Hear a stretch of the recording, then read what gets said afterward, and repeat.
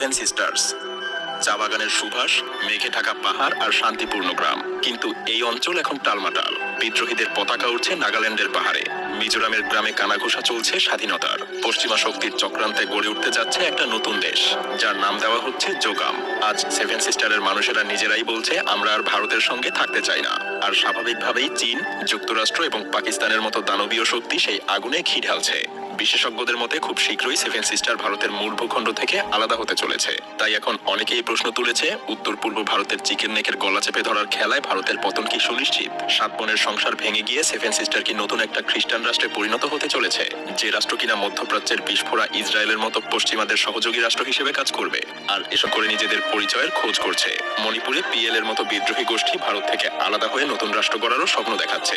এই সাতটা রাজ্য যেন সাতটা আলাদা আলাদা সভ্যতা। তারা নিজেদেরকে ভারতের অংশ মনে করে না। আর এই বিভাজনই আজ বিদ্রোহের জন্ম দিয়েছে। আর এই বিদ্রোহের আগুনে নতুন করে ঘি ঢালছে ভারতের বন্ধু আমেরিকা সহ বেশ কিছু পশ্চিমা দেশ, যেন তারা দক্ষিণ এশিয়ায় একটা খ্রিস্টান রাষ্ট্র গঠন করে নিজেদের স্বার্থ নিশ্চিত করতে পারে। সেভেন সিস্টারকে খ্রিস্টান রাষ্ট্রে পরিণত করার এই চক্রান্ত শুরু হয়েছিল সেই ব্রিটিশ শাসনের আমল থেকেই। সেজন্যই উত্তর পূর্ব ভারতের প্রতি ইংরেজদের ছিল এক বিশেষ নজর। ব্রিটিশরা এখানে চা, কাঠ এবং খনিজ সম্পদের প্রাচুর্য দেখে এই অঞ্চলকে নিজেদের শাসনের গুরুত্বপূর্ণ কেন্দ্র বানায়। কিন্তু তার সঙ্গে তারা আরো একটা কাজ করে, খ্রিস্টান ধর্মের প্রসার। ব্রিটিশ মিশনারিরা এই অঞ্চলে শিক্ষা এবং স্বাস্থ্য সেবার নামে খ্রিস্টান ধর্মের প্রচার শুরু করে। ব্রিটিশরা সেই সময় থেকেই এই অঞ্চলের মানুষদেরকে ভারত থেকে আলাদা করতে চেয়েছিল।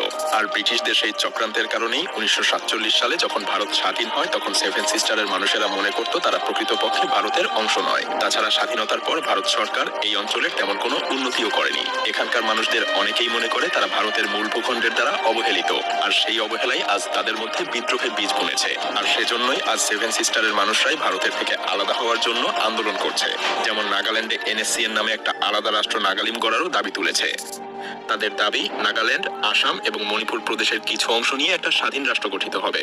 মিজোরামের মানুষও স্বাধীনতার স্বপ্ন দেখছে। তারা মনে করে ভারতের সরকার তাদের উন্নয়ন নিয়ে কখনোই ভাবেনি। মেঘালয় এবং ত্রিপুরার মানুষজন মনে করে তাদের ভাষা এবং সংস্কৃতি ভারতের মূল ধারায় হারিয়ে যাচ্ছে। ভারতের জন্য আরো বেশি দুশ্চিন্তার কারণ হলো, এই বিদ্রোহ এখন শুধু স্থানীয় পর্যায়ে আর সীমাবদ্ধ নেই। এটা এখন আন্তর্জাতিক শক্তিগুলোর বড় একটা চক্রান্তের কেন্দ্রীয় স্থল হিসেবেও পরিণত হয়েছে। সেভেন সিস্টার্সের এই বিদ্রোহ ভারতের জন্য এক বড় চ্যালেঞ্জ হয়ে উঠেছে। যেমন পশ্চিমা শক্তি, বিশেষ করে যুক্তরাষ্ট্র, সেভেন সিস্টারের এই বিদ্রোহকে নিজেদের স্বার্থে ব্যবহার করছে। তাদের পরিকল্পনা হলো ভারতের এই অঞ্চল ভেঙে একটা খ্রিস্টান রাষ্ট্র গঠন করা। সম্প্রতি মিজোরামের প্রাক্তন মুখ্যমন্ত্রী যুক্তরাষ্ট্রে গিয়ে বলেছেন, মিজোরাম, নাগাল্যান্ড এবং মণিপুরকে একত্র করে একটা নতুন রাষ্ট্র গঠন করা উচিত। এই রাষ্ট্র একটা খ্রিস্টান রাষ্ট্র হবে, যা পশ্চিমাদের জন্য দক্ষিণ এশিয়ার ইসরায়েলের মতোই মিত্র হিসেবে কাজ করবে। তাছাড়া সেভেন সিস্টার্সকে ভেঙে নতুন রাষ্ট্র গড়তে শুধুমাত্র পশ্চিমারাই চক্রান্ত করছে না, বরং সেভেন সিস্টার্সকে ভেঙে নতুন রাষ্ট্র গঠনের জন্য চীন অনেক আগে থেকেই কাজ করে আসছে। চীন অনেক আগে থেকেই ভারতের উত্তর পূর্বাঞ্চলের মধ্যে অস্থিরতা সৃষ্টি করতে বিদ্রোহীদেরকে নানাভাবে উস্কে দিয়েছে এবং এখনো দিচ্ছে। তারা সরাসরি বিদ্রোহী গোষ্ঠীগুলোকে অর্থ এবং অস্ত্র দিচ্ছে।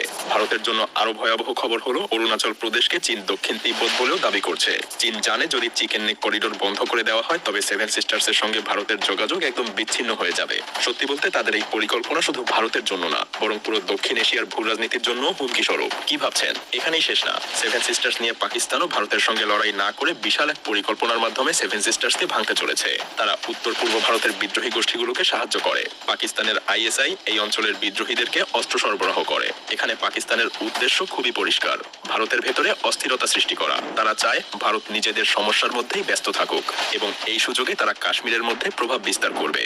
সত্যি বলতে চিকেন নেক করিডোর এখন ভারতের জন্য সবচাইতে বড় দুর্বলতা, যেন গলার কাঁটায় পরিণত হয়েছে। এই করিডোর যদি একবার বন্ধ হয়ে যায়, তাহলে সেভেন সিস্টার্স ভারতের কাছ থেকে পুরোপুরি বিচ্ছিন্ন হয়ে যাবে। আর চীন, পাকিস্তান এবং যুক্তরাষ্ট্র এই করিডোর দখল করে নিতে চাইছে। সেই সাথে সেভেন সিস্টার্সও আজ ভারতের অংশ হিসেবে থাকার স্বপ্ন দেখছে না। তারা নিজেদের জন্য নতুন ভবিষ্যৎ গড়ার কথা ভাবছে। পশ্চিমা শক্তি এবং চীন এই বিদ্রোহকে কাজে লাগিয়ে এক নতুন রাষ্ট্র গঠন করার পথে এগোচ্ছে। ভারতের জন্য এটা শুধু একটা অঞ্চল হারানোর বিষয় না, বরং এটা তাদের অস্তিত্বের উপরে আঘাত। তবে এখানে ভারতও একেবারে বসে নেই। তারা এখন সেভেন সিস্টার্সের সাথে নতুনভাবে যোগাযোগ রক্ষার জন্য নানা রকম উপায় বেছে নিচ্ছে। সেভেন সিস্টারের জন্য তৈরি করছে প্রশস্ত রাস্তা এবং সেখানে মোতায়েন করে রেখেছে হাজার হাজার সৈন্য। তবে সাত বোনের এই সংসার আসলেই ভেঙে যাবে নাকি টিকে থাকবে, তা দেখতে হলে আমাদেরকে অপেক্ষা করতে হবে।